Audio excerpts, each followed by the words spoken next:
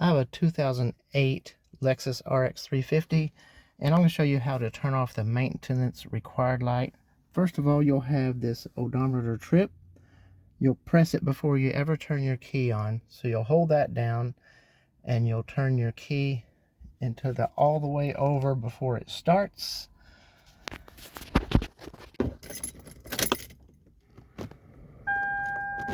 Hold it down for 10 seconds.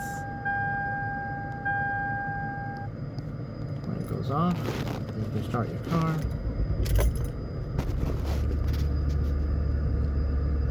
Maintenance required light is turned off. Once again, you push the trip button, hold it down, turn your key all the way to right before start, and wait 10 seconds and the light should go off. And that's how you turn it off. Thanks for watching.